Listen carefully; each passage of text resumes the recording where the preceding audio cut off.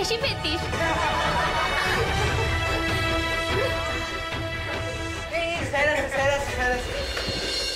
Good morning.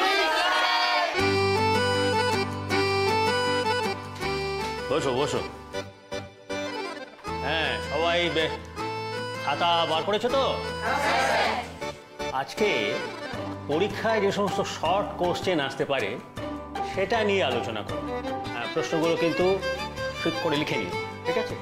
Miss করলে তোমরাই কিন্তু বিপদে পড়বে। হ্যাঁ, তাড়াতাড়ি বলবো, তাড়াতাড়ি লিখবে কিন্তু। স্যার বলছি যে আমার না হাত পুড়ে গেছে, আমি লিখতে পারবো না।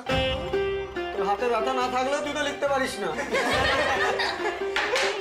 সাইলেন্স। শোনো, তুমি পরে না হয় পাশের বন্ধু থেকে সব লিখে নিও, ঠিক আছে? ঠিক আছে। তাহলে শুরু করি। হ্যাঁ স্যার। প্রথম প্রশ্ন হলো, সমাস কাকে বলে?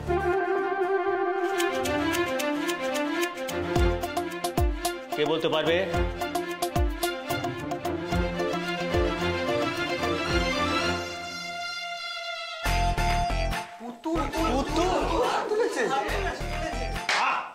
সাইলেন্স। তুমি জানো? হ্যাঁ স্যার, আমি বলতে পারবো। এবারে আমি খুব পড়াশোনা করেছি, ওই হাতটা পুড়ে গেল তাই।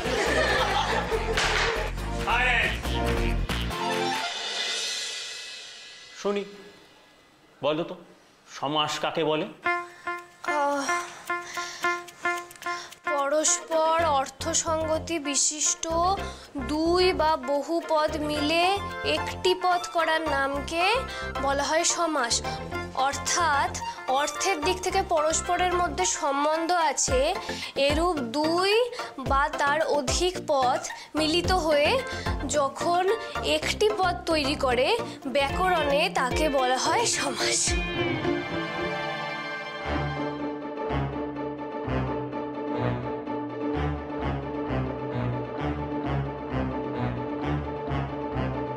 Very good.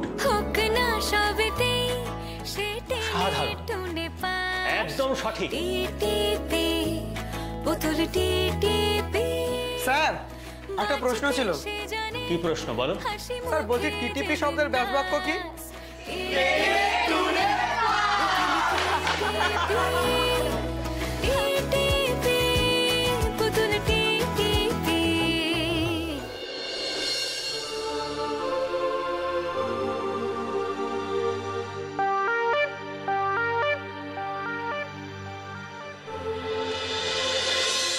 फिर से